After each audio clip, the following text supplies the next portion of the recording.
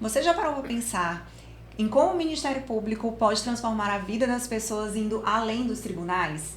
No episódio de hoje, nós vamos falar sobre o poder do processo estrutural e como ele pode resolver problemas que afetam diretamente a sua comunidade, como saneamento básico, a saúde pública e outras efetivações de direitos fundamentais. O promotor de justiça, Joaquim Ribeiro, vai compartilhar suas histórias e experiência e nos explicar de uma forma didática sobre a atuação coletiva do Ministério Público e como ela realmente pode fazer a diferença na sociedade. Fique com a gente e entenda que você também pode fazer parte dessa mudança.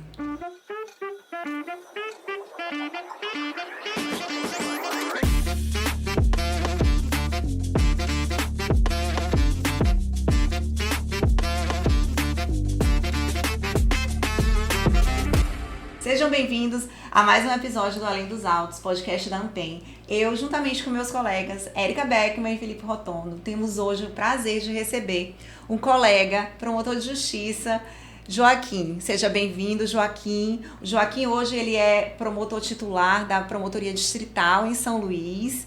E o Joaquim veio hoje compartilhar um pouco da sua história, da sua experiência, sobretudo com relação ao processo estrutural. Joaquim, quero te dar as boas-vindas e quero te pedir também que compartilhe com a gente, primeiramente, em que consiste as tuas atribuições hoje dentro da promotoria distrital e qual foi a visão do Ministério Público em criar essas promotorias aqui na Grande Ilha. Primeiramente, eu gostaria de cumprimentar a todos aqui que fazem o podcast Além dos Autos, né? Parabenizar a Ampem por essa ideia maravilhosa. De fato, eu acho que vem suprir uma lacuna importante, porque eu sempre digo que o Ministério Público precisa divulgar o seu trabalho, e isso vem sendo feito, mas não apenas o seu trabalho do ponto de vista ali do formal, do dia a dia, do pesado, né, do carregar piano, aquele dia a dia, mas sim mostrar também que por trás daquele trabalho todo tem uma promotora, um promotor de justiça, que é uma pessoa como qualquer uma outra, com dificuldades como qualquer outra, né? Mães, pais, enfim, são pessoas como quaisquer outras, né? E é importante que a sociedade saiba disso, e o podcast Além dos Autos vem nesse sentido. Então, a ideia foi maravilhosa, os episódios estão cada vez melhores, eu tenho acompanhado, e fica aí uma recomendação para quem ainda não viu os episódios anteriores, para que veja também. Respondendo a pergunta, Alice, a promotoria distrital ela foi uma ideia pensada para dois focos de atuação principal. Uma reversão, né, a tentativa de reversão de políticas públicas deficitárias, e uma tentativa de ampliar o acesso ao Ministério Público, né? Em qual sentido? Por exemplo, só para dar uma ideia geral aqui para os colegas, nós temos, em cada audiência pública que fazemos, a gente recebe em média, falando agora pelo meu distrito, né? Em média a gente recebe algo em torno de 40 demandas em cada audiência pública. Por exemplo, atualmente a gente está chegando à casa, ainda não chegamos, mas estamos perto de chegar à casa de 400 notícias de fato esse ano. Dessa demanda toda, de quase 400 notícias de fato, nós temos aí demandas de pelo menos 60 entidades diferentes da sociedade civil, 60 associações diferentes, né? Isso em um distrito só. Então, imagina, por exemplo, que é um promotor de justiça que não é distrital, receber essa demanda toda, manter contato com todos esses presidentes de associação, é um trabalho realmente muito complexo. Então, a distrital vem para facilitar esse acesso, né? Uhum. E a gente tem adotado estratégias para isso. Paralelamente, a gente sabe que os instrumentos extraprocessuais, eles têm conseguido uma eficácia melhor do que o procedimento judicial, né? O procedimento tradicional. E, nesse sentido, a distrital também vem cumprindo um papel interessante, porque nos cabe, né, enquanto distritais, atender as demandas relacionadas a direitos fundamentais e tentar resolver. Uhum. Né? Como tentar resolver? Tentar resolver instaurando procedimentos, instaurando inquérito civil, expedindo recomendações, celebrando TACs. E isso a gente tem conseguido em mais de 95% dos casos que a gente recebe. Uhum. E aquilo que a gente não consegue resolver, vai para o promotor especializado, mas já vai num ponto mais adiantado da coisa, né? Onde já se tentou, onde já se colheu ali elementos mínimos e etc., né, para que ele só conduza dali em diante. Joaquim, mas esse é o panorama. Quando o Ulisses fez a pergunta, eu ia fazer uma outra pergunta que eu acho que tu já respondeu na tua fala. Qual seria a diferença de uma promotoria distrital para um papel de uma ouvidoria instalada nessa comunidade? O papel, basicamente, é o seguinte: a promotoria distrital, ela também é órgão de execução, né? A ouvidoria, ela recebe a demanda, é importante que se tenha, é importante que a gente tenha cada vez mais acesso, né? Possibilidades de acesso. A população não pode ter dificuldades para chegar ao Ministério Público. No entanto, a diferença é que a promotoria distrital, ela também é órgão de execução, ela também recomenda, ela também faz TAC, ela também arquiva, né? Se, por exemplo, chega uma demanda que não é o caso, por qualquer que seja o motivo, é possível que seja promovido o arquivamento na distrital, né? Então, ela é órgão de execução, essa é a diferença principal. Pronto. Aí, aproveitando que eu toquei no ponto da ouvidoria, aí a gente fala muito para o cidadão, como é que é esse acesso do cidadão à promotoria distrital? É só para uma audiência pública ou tem outros canais, que foi citado a ouvidoria, para que o cidadão entenda como ele pode chegar ao Ministério Público? Claro. Felipe, eu tenho dito que talvez se eu tenha mais acertado do que errado nesse tempo de Ministério Público, e eu boto isso em dúvida, talvez eu tenha mais errado do que acertado, mas enfim, se talvez eu tenha mais acertado do que errado, é justamente por manter um contato muito próximo com a comunidade, né? Quando você mantém um contato muito próximo com a comunidade, você constrói uma agenda com essa comunidade e você tende a acertar mais, porque você está ouvindo quem está sofrendo ali o problema. Nesse sentido, a gente facilita ao máximo o acesso. Por exemplo, tem as audiências públicas, o planejamento de atuação da distrital é feito a partir das escutas da comunidade, ou seja, é a comunidade que faz a agenda da promotoria. Além disso, a gente tem adotado a estratégia de formar. Parte disso que eu estou falando aqui já está no próprio ato que regulamenta a distrital e parte é a iniciativa dos respectivos promotores, minha e dos demais colegas que também são distritais. Mas a gente tem formado, por exemplo, rede de proteção de direitos com representantes das entidades civis, né, do distrito, com um grupo de WhatsApp, enfim, a liderança do meu distrito, ela tem o meu WhatsApp. Assim, o contato é total, é amplo. Por vezes, acontece da gente receber uma mensagem domingo ou tarde da noite. Isso por vezes acontece. Mas eu acho que é um ônus menor. Eu acho que é importante, vale a pena, digamos assim, a gente correr esse risco e facilitar ao máximo esse acesso. Porque a gente vai ter, né, a gente vai ganhar muito com esse acesso. Então, respondendo a tua pergunta, atendimento ao público normal, tradicional, que a pessoa procurar, a promotoria. Além disso, os canais de ouvidoria. Além disso, o próprio telefone funcional do Ministério Público. Eu recebo diversas demandas pelo meu WhatsApp, ou por ligação e etc. Além disso, as audiências públicas, né, elas são ali um palco privilegiado. A audiência pública, para mim, ela tem sido bastante interessante. Claro que ela tem que ser usada com moderação também. Você não pode fazer audiência pública toda hora sem dar respostas. Né? A audiência pública ela tem que funcionar na dinâmica que você faz a audiência pública, colhe as demandas e marca a próxima. Na próxima já é para colher novas demandas, mas é também para dar satisfação das demandas da audiência anterior. Para não desestimular o cidadão. Isso, né? porque se você ficar fazendo toda hora audiência pública sem dar respostas, isso. A população pensa que não, então não vou mais, porque não tá adiantando. Então, Joaquim, essa demanda recebida pela promotoria distrital, vocês não têm a atribuição de judicializar. Mas isso é uma coisa também que dá muita liberdade, autonomia para o promotor de justiça, para ele ter esse contato e até mesmo regularizar a sua agenda, porque nós que somos promotores no interior, de comarca única e também de intermediárias mais uma intermediária com estruturas menores, a gente tem a demanda extrajudicial e judicial complementares, e às vezes a gente não consegue ter toda essa liberdade que tu estás narrando aqui pra gente, de efetivamente conseguir essa relação tão mais próxima com a comunidade. Então, assim, o que eu queria te perguntar era sobre como que tu tens lidado, como tu tens sentido essa experiência de ter o poder de agenda do promotor de justiça nessa demanda coletiva? É só complementando o que Lícia falou, no episódio passado, com o nosso procurador-geral, a gente falou da dificuldade de entendimento do cidadão da nossa atividade. Normalmente, o cidadão acha que a gente é aquela pessoa que vai judicializar, vai para uma audiência judicial e ali resolve o problema. Ou a juíza condena, consegue uma condenação ou algum título judicial. E falta esse tempo para a gente trabalhar essas demandas extrajudiciais que eu entendo, acho que todos nós aqui entendemos, que é o papel fundamental do Ministério Público. Perfeito. A pergunta de vocês não poderia ser melhor. Eu costumo dizer que é necessário que a gente devolva o poder de agenda ao promotor de justiça, à promotora de justiça. Eu faço uma reflexão com os colegas. Quem está definindo a agenda de cada um de vocês? Se a resposta de vocês for no sentido de que 60%, 70% do tempo de vocês está sendo entregue a audiências judiciais e a despachar processos, então vocês não são donos da agenda de vocês, né?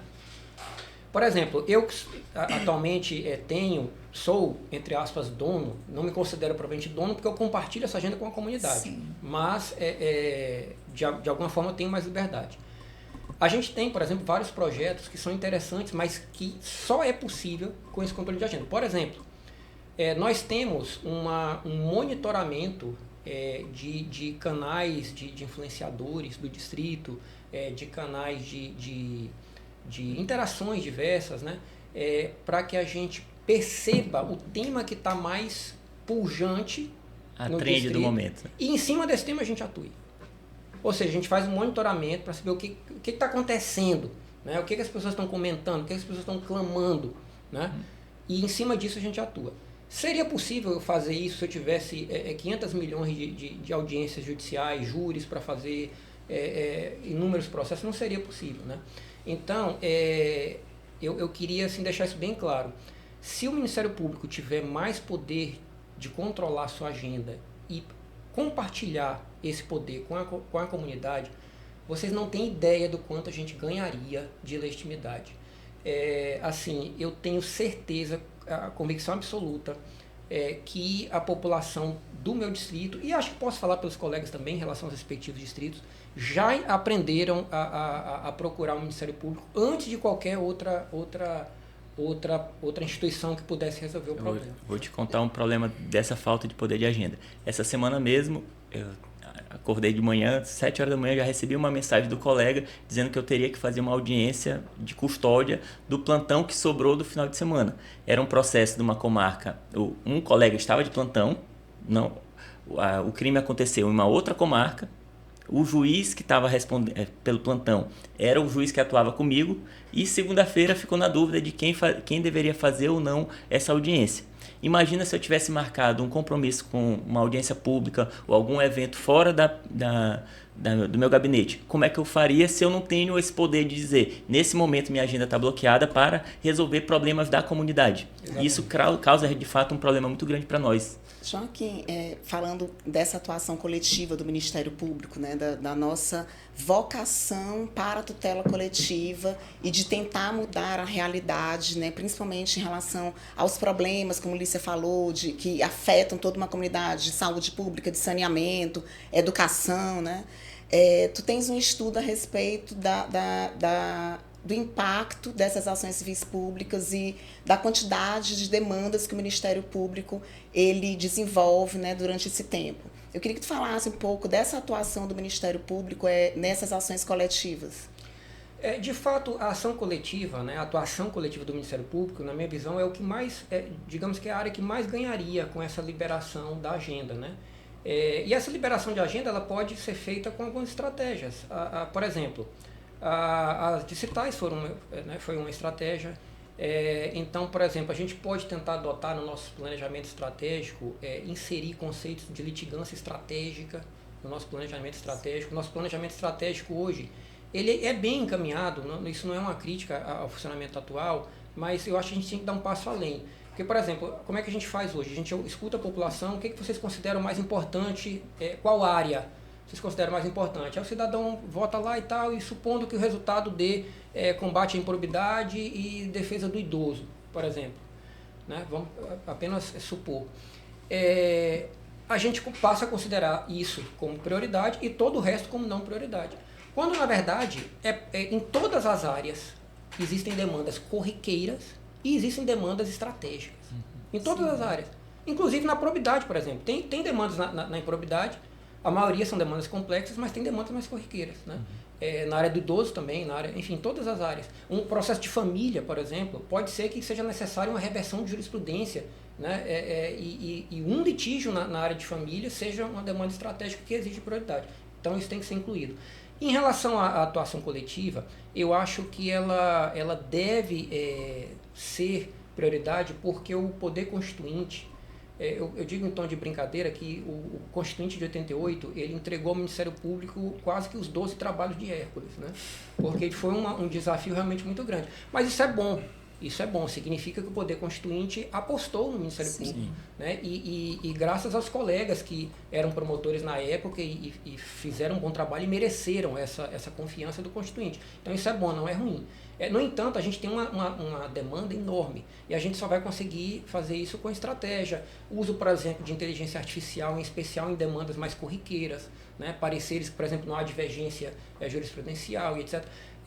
O Supremo Tribunal Federal, eu escutei recentemente um podcast que dizia isso, o Supremo Tribunal Federal julga hoje 98% dos seus casos, 98 a 99%, oscila de um ano para o outro, mas pelo menos 98% dos casos no plenário virtual, né? Então aquilo que a gente vê na TV Justiça é a exceção da exceção da exceção da exceção, é só quando algo realmente é muito complexo e muito estratégico, né? Então eu acho que se a gente liberar a agenda do promotor, a atuação coletiva é a que mais vai ganhar, né? É importante, assim, quando a gente fala da atuação coletiva, é importante que a gente saiba como utilizar, como atuar também na demanda coletiva, né? Porque nós temos vários exemplos. Quando se pergunta, por exemplo, para alguém que não gosta de processo coletivo se funciona, ele vai pegar vários exemplos de casos que não funcionou. Quando você pergunta para alguém que gosta de processo coletivo, ela vai trazer vários casos de exemplos bem-sucedidos, né? De modo que a gente fica nesse impasse. Mas eu arrisco dizer que hoje, atualmente, a atuação coletiva do Ministério Público já é muito boa.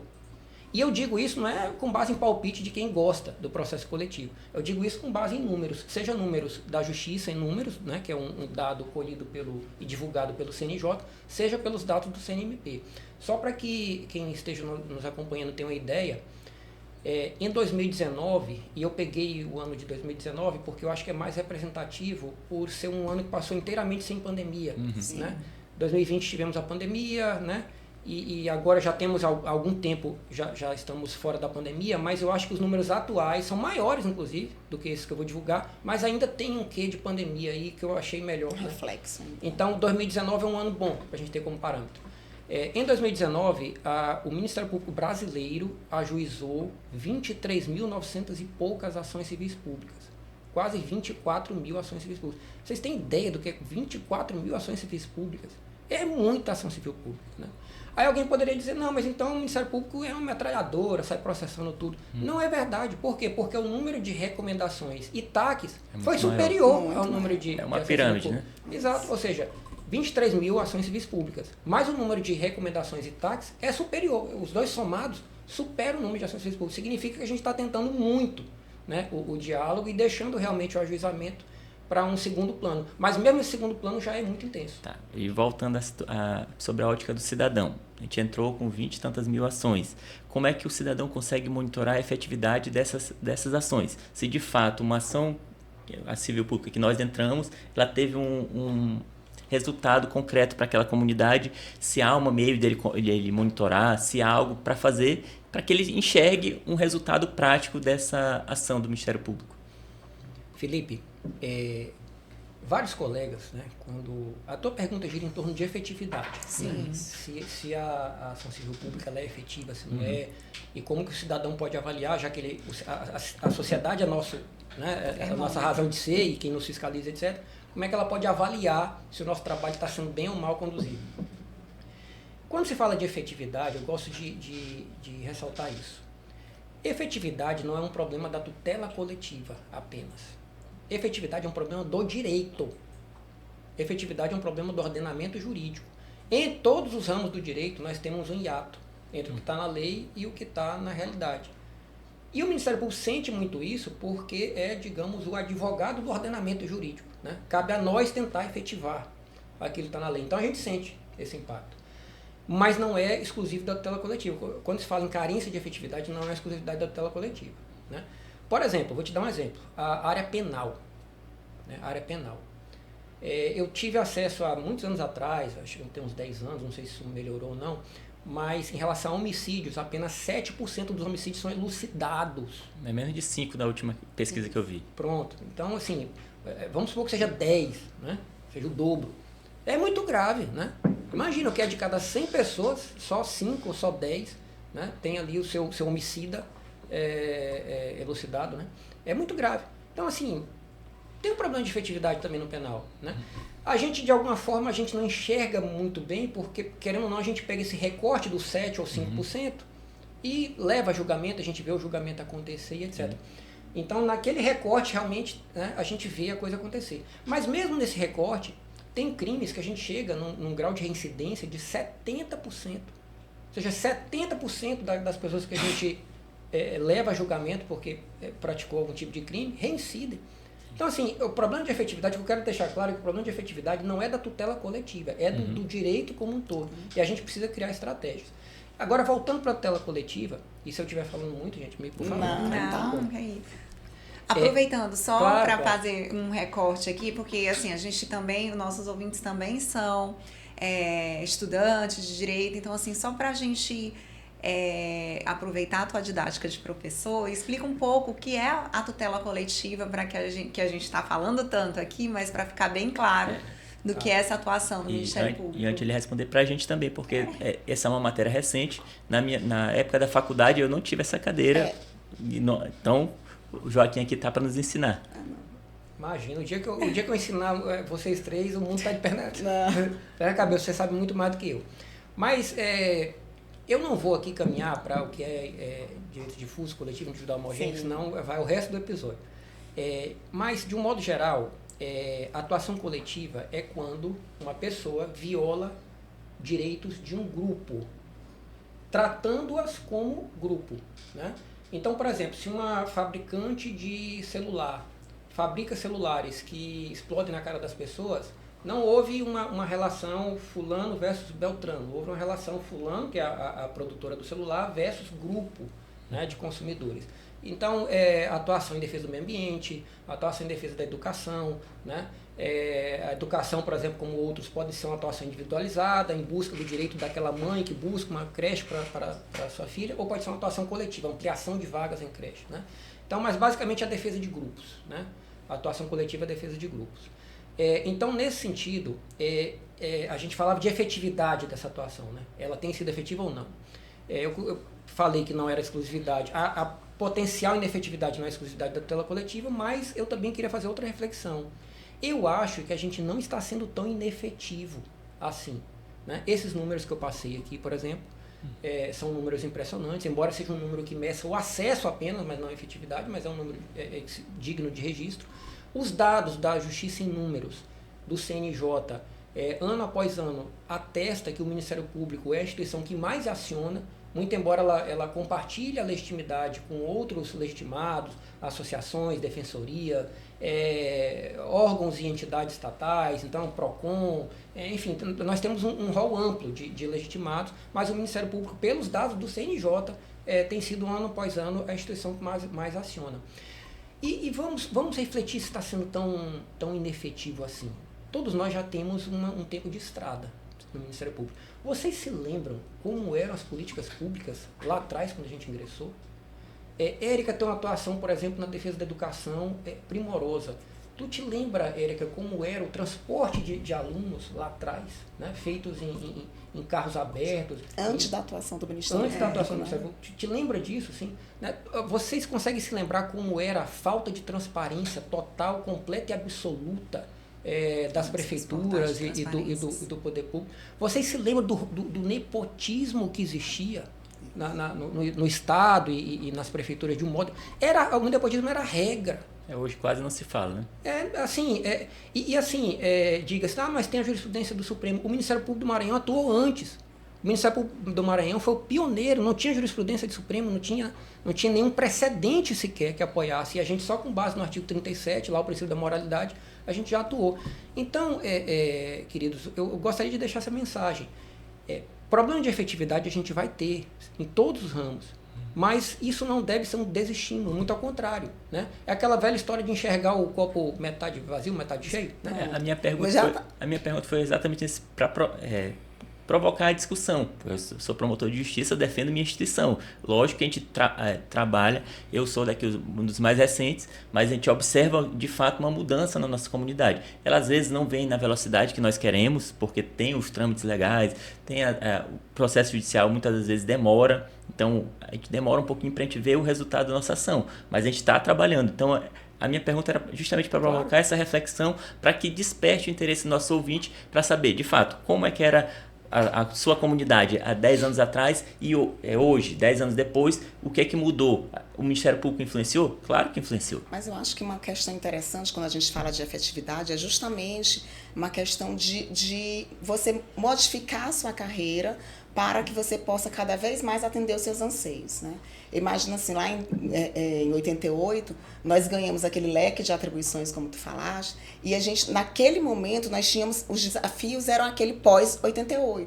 Então, a gente, por exemplo, teve que se construir, se reconstruir, inclusive em termos de legislação, para que a gente pudesse dar essa tutela coletiva. Então, lá atrás, nós estávamos precisando de uma legislação do direito, Código de Defesa do Consumidor, uma lei de ação civil pública. Hoje em dia, depois desse tempo de estrada, o Ministério Público precisa agora enfrentar os seus novos desafios. E eu acho que um desses desafios é a questão da garantia da efetividade. E por causa disso, a gente busca novas estratégias, né? E aí eu acho que entra na questão do teu livro, da questão do processo estrutural. E buscar essa estratégia no Ministério Público, não só o Ministério Público, mas principalmente porque a gente quer a efetividade do nosso trabalho, buscando novas formas de garantir esses direitos que nós tanto brigamos, né? Então, vamos entrar aqui no ponto. Explica pra gente o que é esse tal de processo estrutural. É só para fazer um adendo para os nossos ouvintes. O Joaquim, além de promotor de justiça, professor também, ele é escritor, né? E um estudioso, um curioso do direito, e hoje ele se dedica a estudar a tutela coletiva e os instrumentos, né, para essa efetivação, e o processo estrutural tem se apresentado aí como um instrumento. Então, complementando a pergunta dos colegas, eu queria que tu conceituasse o processo estrutural para a gente poder ter uma noção que é algo recente, como disse Felipe, quando a gente estava na faculdade, a gente não estudava, a gente não se dedicava no processo civil, a questão da tutela coletiva, a questão do processo estrutural é algo recente, inclusive tu pode até falar sobre o que nós temos hoje no ordenamento, se é aplicável, né? Sim, perfeito. Eu até agradeço pela chance de tocar no tema, né? Porque assim, eu fui estudar processo estrutural a partir de uma insatisfação com os meus resultados enquanto promotor de justiça, né? E o que eu reparei? Muito do que eu fiz em atuação coletiva acabou sendo inefetivo porque eu tive uma crença ilusória de que tudo seria solucionado com canetada, né? Que ou eu ou o juiz iria dar uma canetada, né, e o problema iria desaparecer, a gente ia virar uma espécie de paraíso a partir da caneta. Então, por exemplo, adeque as calçadas da cidade de acordo com as normas de acessibilidade em 90 dias. Adeque a delegacia em 60 dias. Adeque a UPA em 30 dias. Né? Se tu me permite, eu acho que isso é um recado importante para a população, porque a população acha que vai trazer um problema para nós, promotores, e em 90 dias a gente vai resolver o problema. A gente não vai. Por isso que a gente precisa entender esse processo estrutural. Não só nós, promotores de justiça, operadores de direito, mas também o cidadão. Exatamente. Até porque, assim, se fosse fácil, já teria sido resolvido, né? E, assim, não é uma canetada que vai tornar fácil. Então, o processo estrutural, para mim, ele tenta responder bem a esse tipo de demanda complexa, que não é uma canetada, né? Então, tentando aqui simplificar ao máximo. O que é um problema estrutural? Processo estrutural é o quê? Processo estrutural é aquilo que cuida de um problema estrutural. Então a gente precisa identificar o que é o problema estrutural. Problema estrutural é aquele estado de desconformidade, né, que se estruturou, que se consolidou, que não foi apenas um ato ou uma omissão que gerou. Então, por exemplo, se alguém toca fogo numa viatura, foi um ato só. Você corrige isso com um ato só, que é condenar a pessoa a ressarcir, né? E vai para o penal, etc. Mas é causado por um ato só e resolvido por um ato só. Agora, por exemplo, calçadas, para dar um exemplo, das calçadas inacessíveis, prédios públicos, logradouros inacessíveis. Bora trazer um exemplo, não sei se aqui as colegas sabem, mas eu tenho um problema estrutural em Buriticupu, que é a questão do trânsito, que não é só lá, eu acredito que em quase todos os municípios do Maranhão tem esse problema. Estou lá há 4 anos, ainda não consegui resolver. Joaquim, tu vai me socorrer aqui, vamos atuar junto no processo estrutural, no procedimento estrutural. Eu não sei se tem diferença de nomenclatura quando a gente atua na fase extra ou na judicial, mas para a gente tentar identificar quais são os problemas que levaram a essa causa de desconformidade generalizada no trânsito, para que a gente possa atuar em conjunto com os outros órgãos públicos para resolver esse problema. Então, o problema que a gente pode trazer é o trânsito. Com certeza, é um excelente exemplo. E a gente tem atuado, tem sido uma satisfação enorme trabalhar ao lado do Felipe Rotondo, inclusive numa cooperação, assim, numa coisa bem simples, né? Porque o Felipe Rotondo continua sendo promotor natural, as decisões são deles e tal, mas ele, vez ou outra, me consulta, Joaquim, o que tu acha aqui e tal? E a gente dá os palpites, mais atrasa ele do que acelera, mas enfim. Voltando aqui à parte conceitual. Então nós temos o problema estrutural, que é isso, um estado de desconformidade estruturada, que se consolidou, que se sistematizou, que não foi gerado por um ato só e nem será resolvido por um ato só. Então não adianta adeque as calçadas em 90 dias, isso não vai resolver. Tá? Então temos o problema estrutural. O estado de desconformidade estruturada. O que o processo estrutural faz? Ele diagnostica o estado de desconformidade estruturada, elege o estado de coisas ideal, então onde estamos, para onde estamos indo, para onde queremos ir, e determina, na verdade, a elaboração de um plano para sair do estado onde estamos, para onde queremos ir.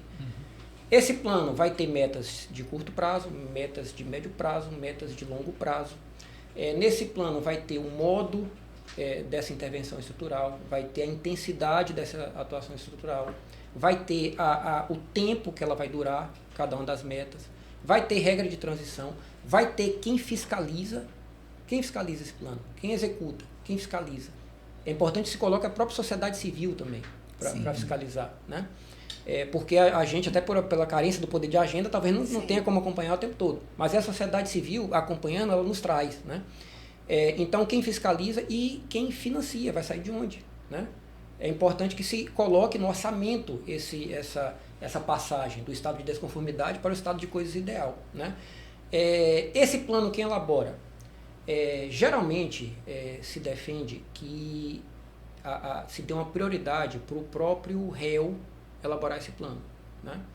Quando o réu, porque o processo estrutural não serve só para políticas públicas, né? Serve, por exemplo, para intervir numa empresa e outros ramos do direito também. Uma recuperação judicial, por exemplo, é um processo estrutural.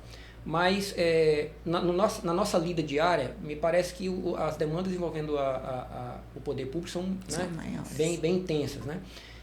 Então, você determina, né, que o próprio réu elabore esse plano de atuação, esse plano de intervenção, de reestruturação, né? Com isso, você consegue algumas coisas. Por exemplo, acaba a discussão de que a gente está fazendo política pública no lugar do poder público, né? Porque você não está fazendo nada, você está exigindo que ele faça. É importante que a gente parta de algumas premissas. O Ministério Público, quando atua, ele atua naquilo que se chama mínimo existencial, né? E em relação a mínimo existencial, até mesmo a emenda constitucional 95, que é do teto de gastos, até mesmo ela, o Supremo já disse que não se aplica, quando se tratar de mínimo essencial. Então, se algo tem a ver com mínimo essencial, pode, inclusive, superar o teto. Prioridade. Né? Exato. E o Poder Judiciário e o Ministério Público atuam no mínimo essencial. Ninguém quer cereja de bolo, ninguém quer firula, a gente quer o mínimo essencial, né? Então, a gente não está ali entrando na margem de escolha porque a gente está exigindo convênio de obrigação. Quando se fala, por exemplo, que a gente não tem legitimidade, né, popular, que quem foi eleito foi o prefeito, ou foi o governador, foi o presidente, que a gente não foi eleito, etc. Né? Esse argumento vem de forma bem recorrente. Quase nunca ninguém ouviu isso aqui. Né? Quase nunca. Né?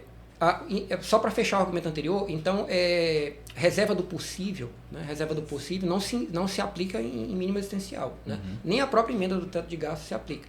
E reserva de possível é um negócio que a gente vê que ela é um copia e cola, né? em várias defesas. Né? Praticamente a única defesa. Né? Exato.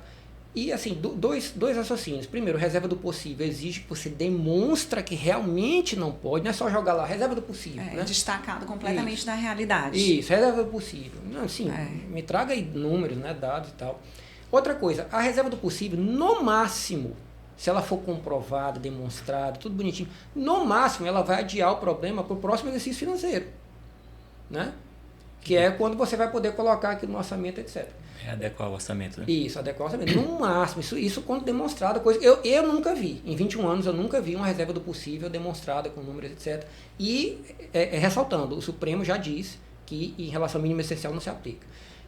Legitimidade do promotor, legitimidade popular do promotor e do juiz. O que é o poder legislativo? É um poder constituído. Poder constituído. Né? Eleito, sob as regras do poder constituinte originário, que é o poder constituinte. O poder legislativo é o poder constituído. Sim. O que é o poder executivo? Um poder constituído. Né? O que é o judiciário? Um poder constituído. O que é o Ministério Público? Uma instituição constituída.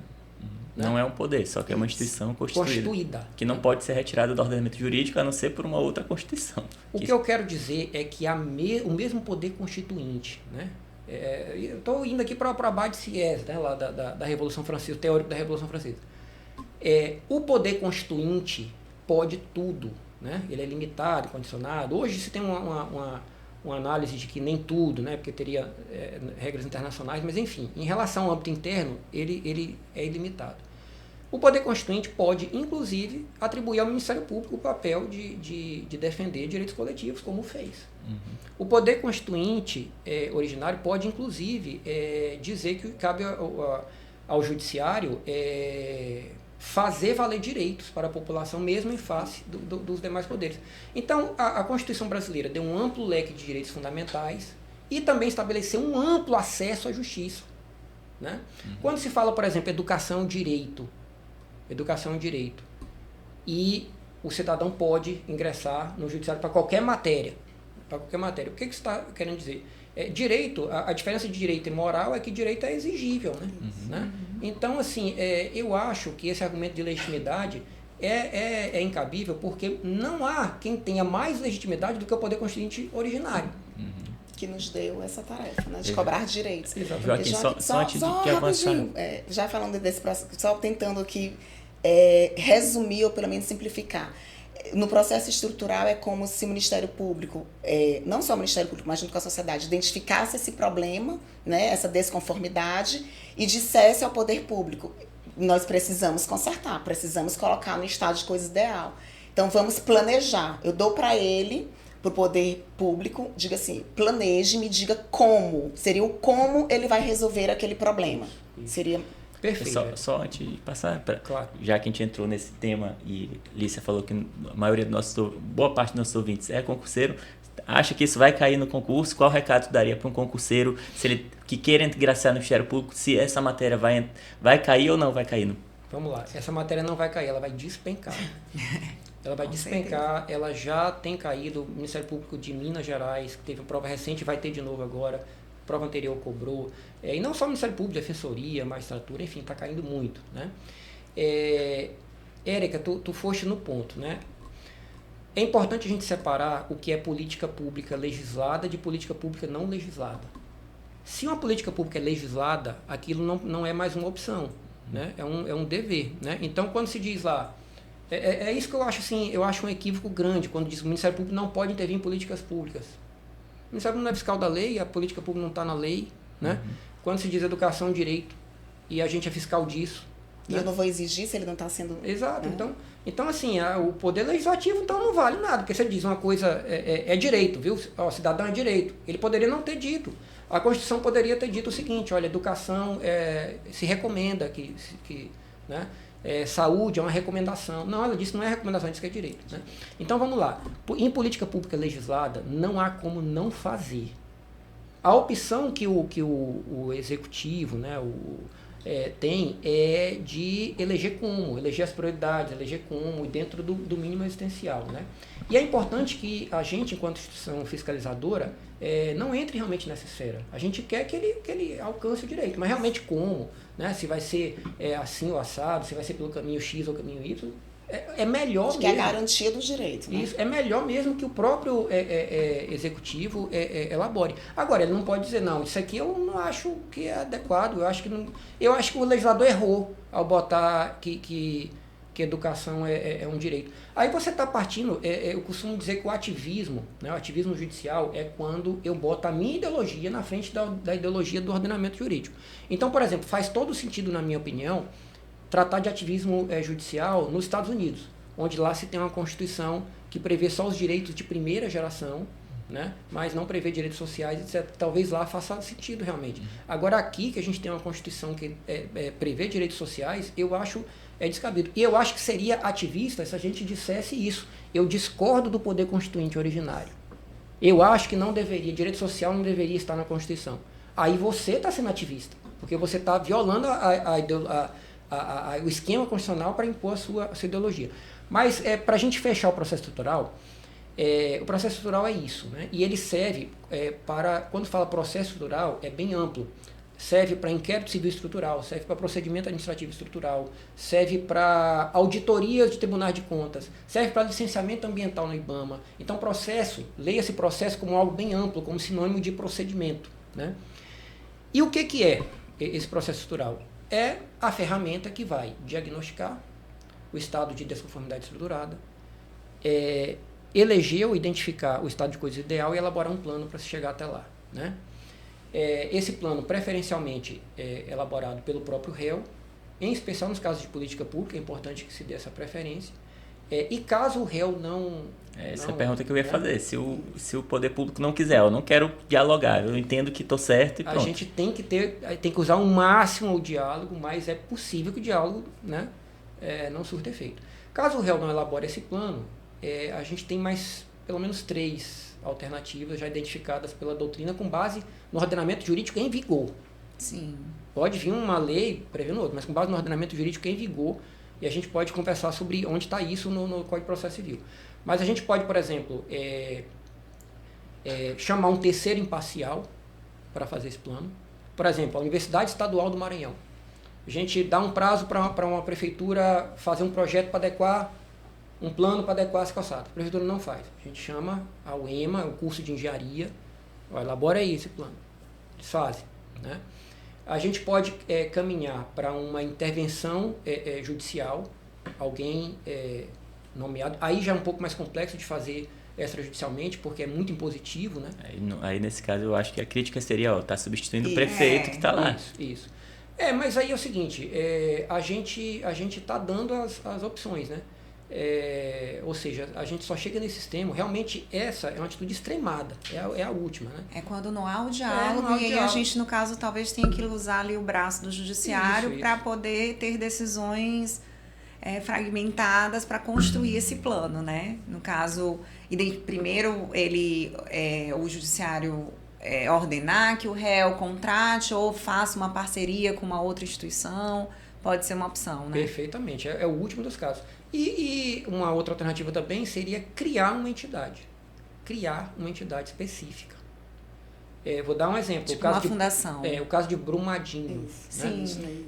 Tem a Fundação Mariana Renova. Também. A Fundação Renova. A Fundação Renova é uma entidade criada nessa atuação.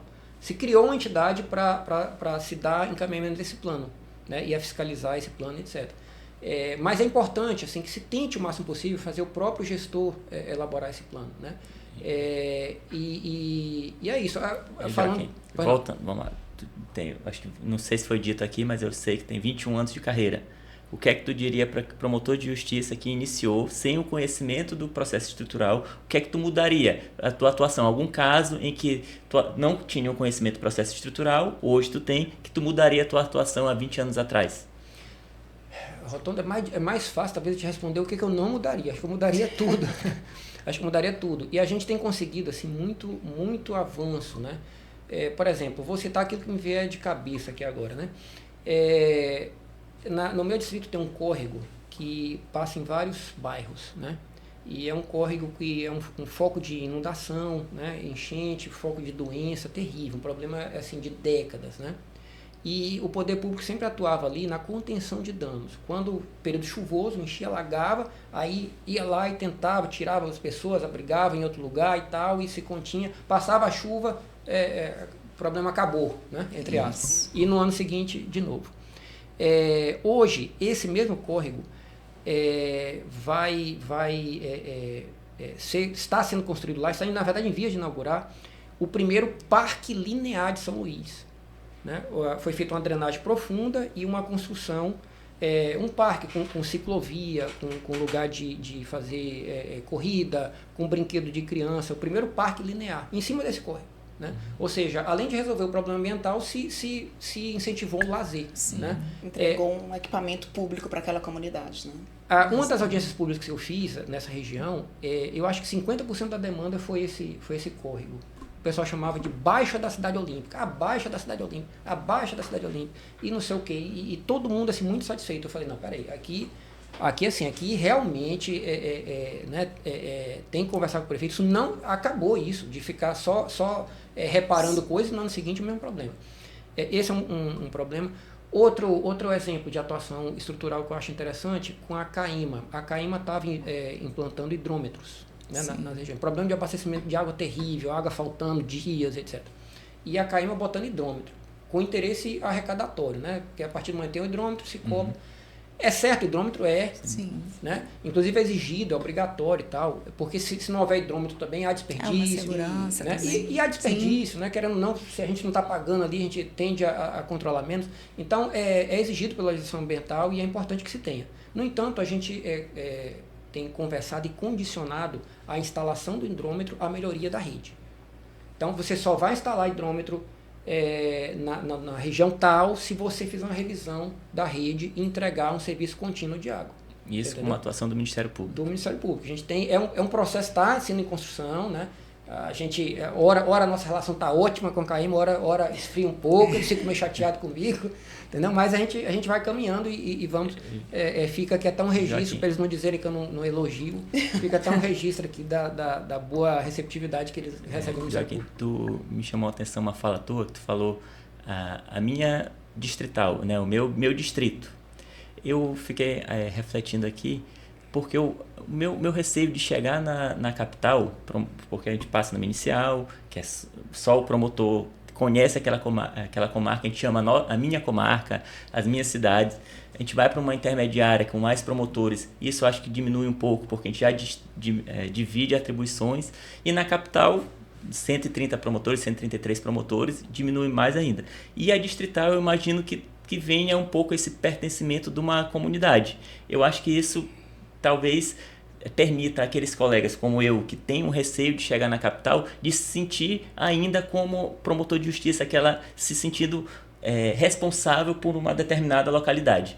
É isso mesmo, Antônio. Eu tenho um sentimento de pertencimento ao distrito e acho assim, né, que eles também têm relação a mim, porque eles me procuram bastante e tal, e falam comigo. Às vezes me consultam para não tem nada a ver com o Ministério Público, mas a gente também está ali receptivo. Acho que a gente tem que manter essa porta aberta. Por vezes, como eu falava no início, a gente é incomodado fora de horário e tal. Isso é ruim, né? Mas eu acho que é um sacrifício que vale a pena pagar. E há esse sentimento de pertencimento. Recentemente, teve um evento no Ministério Público que, por algum motivo, por algum compromisso, eu não pude estar presente. E eu já sabia que não ia poder estar presente, então aquilo nem ficou no meu radar, que no dia tal iria ter aquele compromisso na instituição. E do nada, assim, nesse dia, eu começo a receber mensagens de colegas que estavam lá.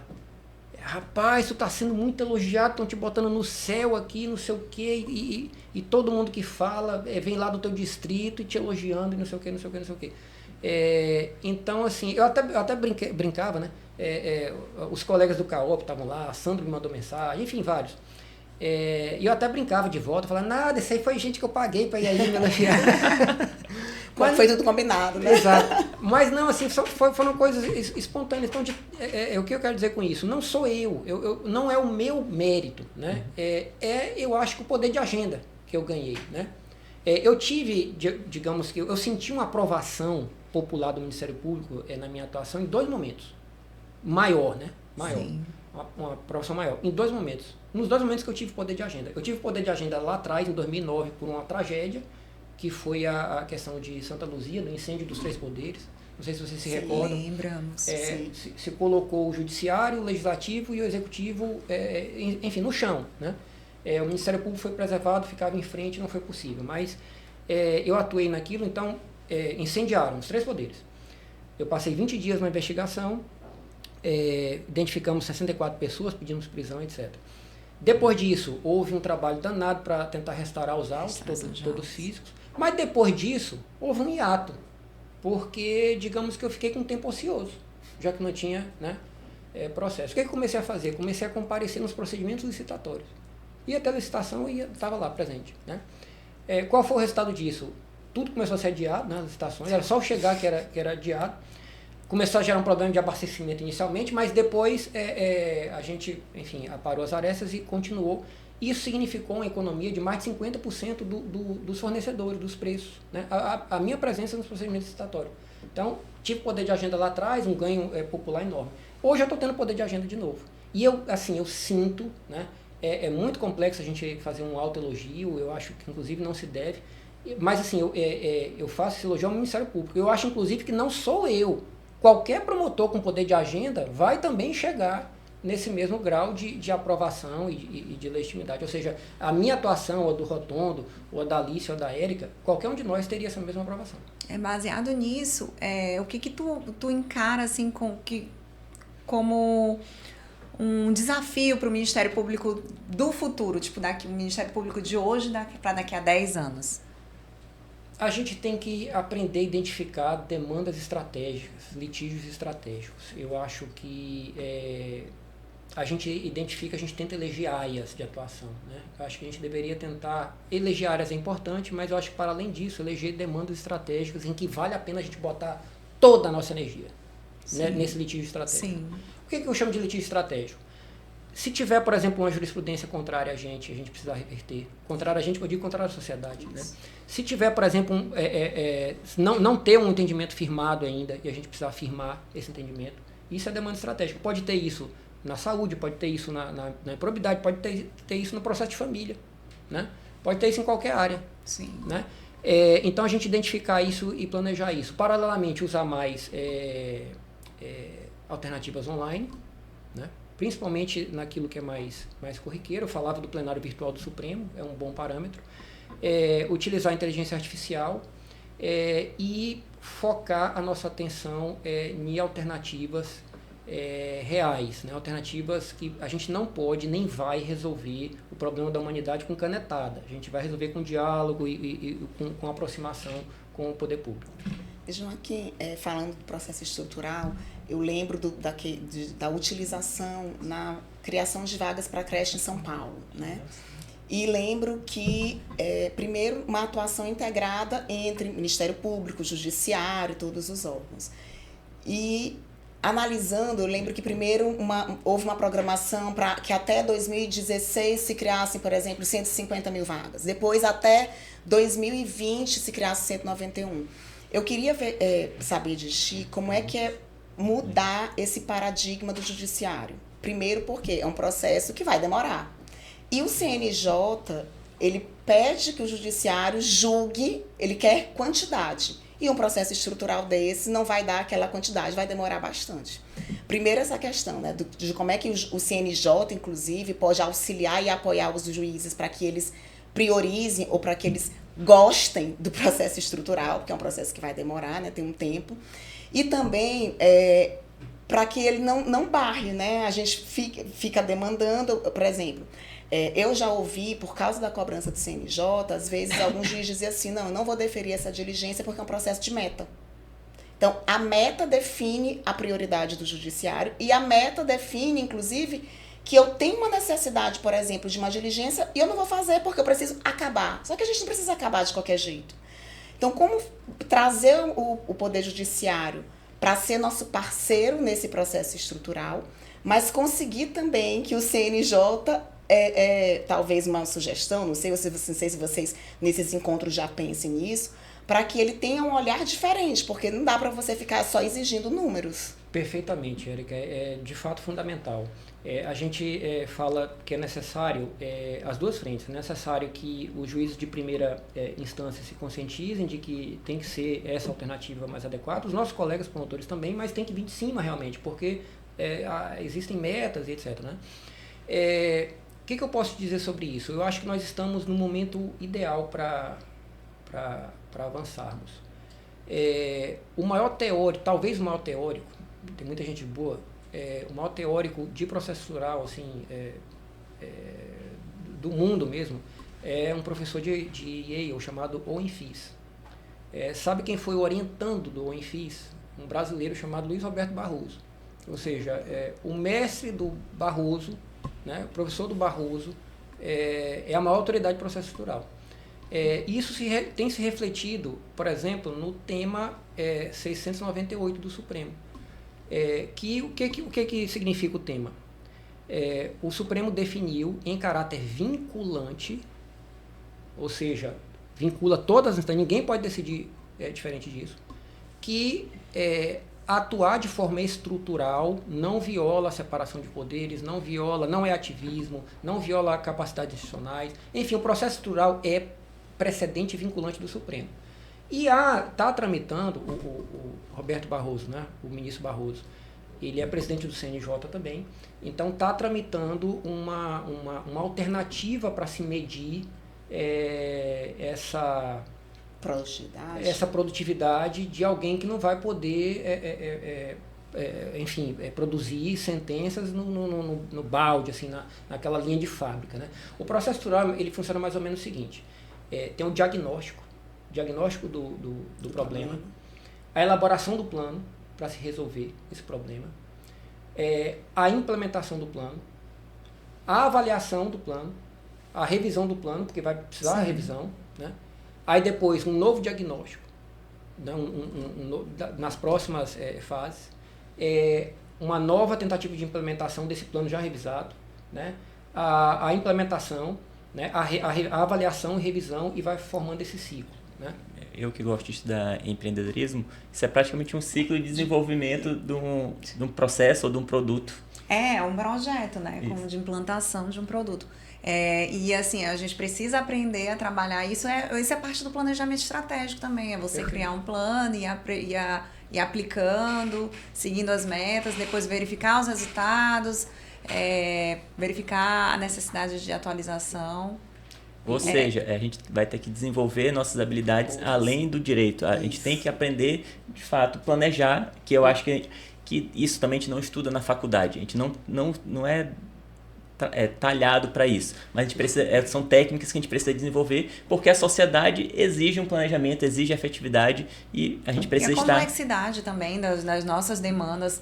Eu costumo muitas vezes falar para as pessoas que vêm até mim: gente, vocês estão me trazendo um caso complexo. Então, casos complexos demandam soluções complexas, não é soluções rápidas, não é solução que eu vou abrir o livro, o código, ler e aplicar.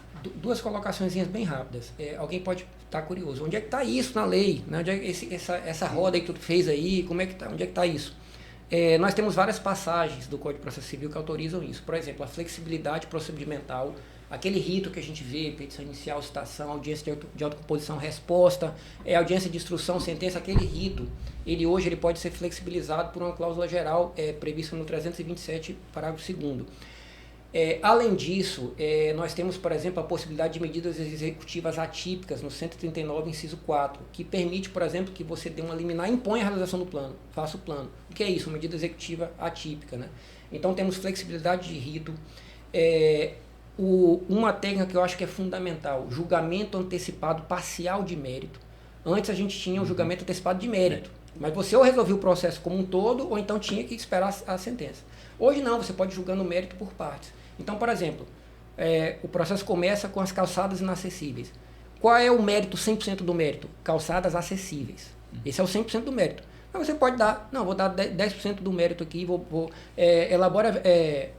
faça acessibilidade na avenida principal da cidade. 10% do mérito resolvido. Agora vamos julgar mais 10% do mérito. Faça na transversal tal. Entendeu? 20% do mérito resolvido. Até chegar no 100% do mérito. Ou seja, você pode fracionar o mérito, você pode conceder tutelas provisórias, isso aí é mais tradicional. Enfim, nós temos mecanismos legais no ordenamento em vigor prevendo isso. Isso é mais aplicável ainda nos processos do MP. Finalizando, eu falei do giro, né? Diagnóstico, implementação, avaliação, revisão, novo diagnóstico. Quando é que essa roda para de girar? Né? É uma pergunta que a gente pode fazer. E aí? Qual é a hora Quando é que o processo vai acabar? Exato. Né? Quando é que essa roda para de girar?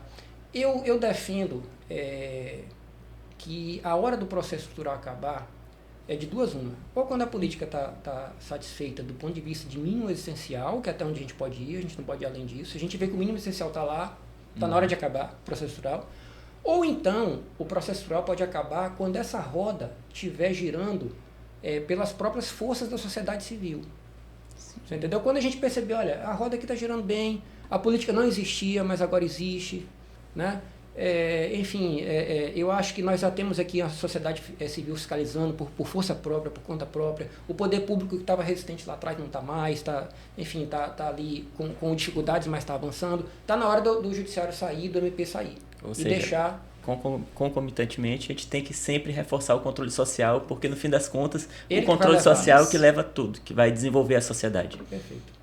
Pronto, ô Joaquim, infelizmente a gente tem tempo aqui, porque a gente ainda queria muito explorar a tua experiência, a tua vivência de Ministério Público, saber aí, a gente percebe que tu, além de ser um promotor de justiça atuante, você tem vocação para isso.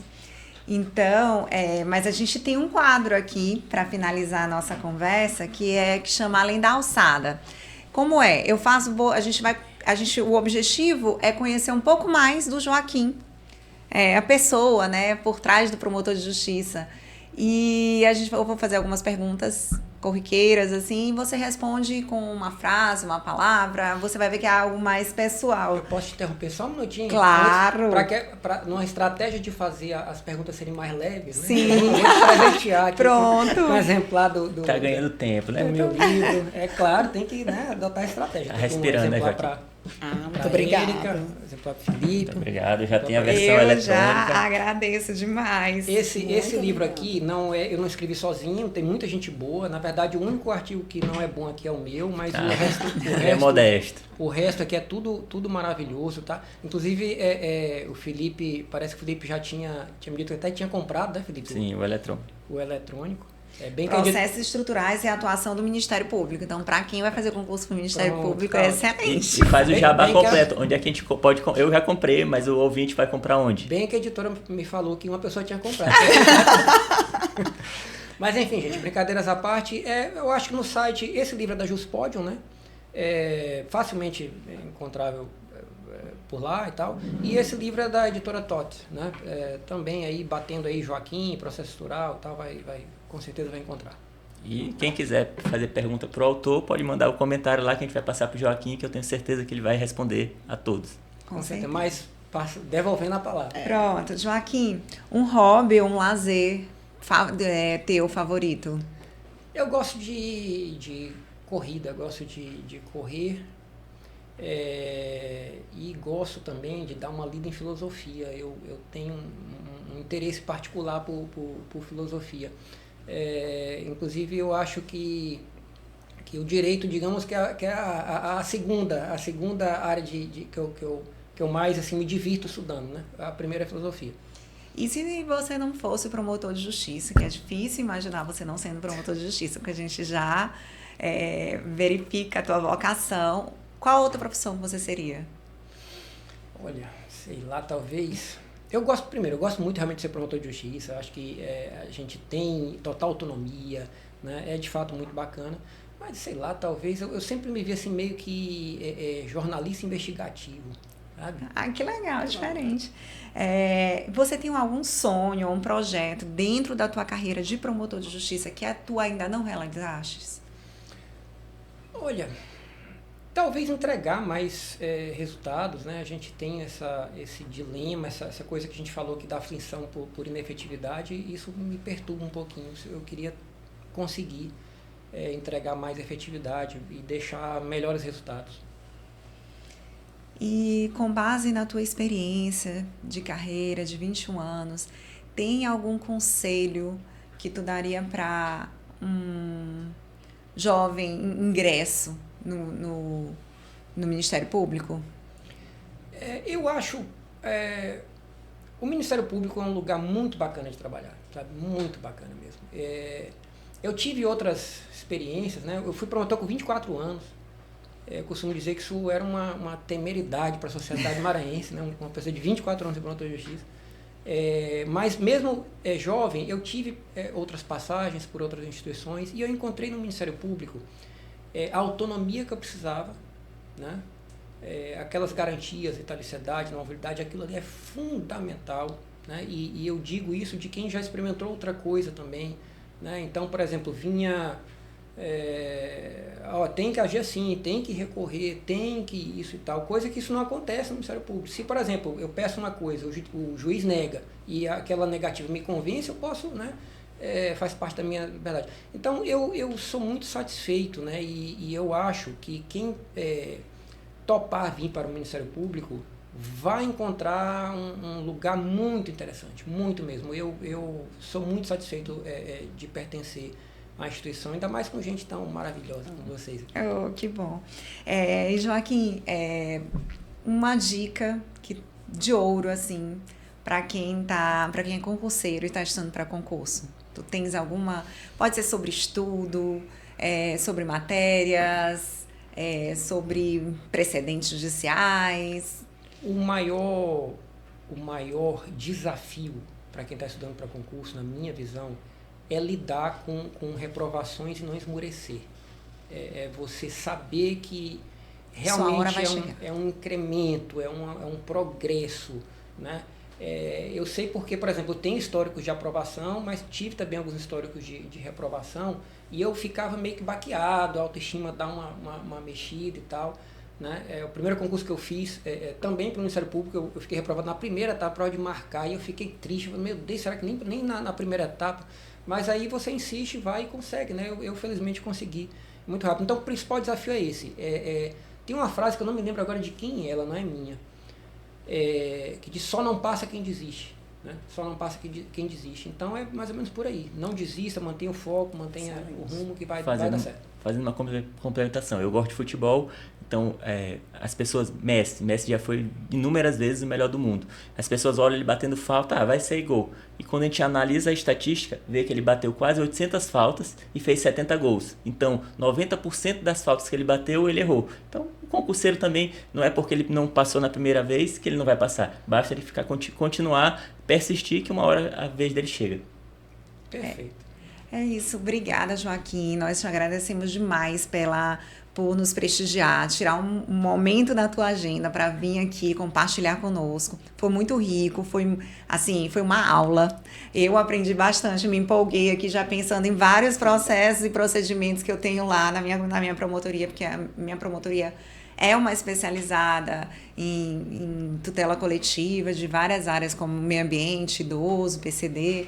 Então, foi falado muita coisa aqui, fora o serviço, a ajuda que tu tá dando para Felipe, que eu já quero levar para Bacabal também, porque o trânsito realmente nas cidades dos interiores do Maranhão é uma problemática real.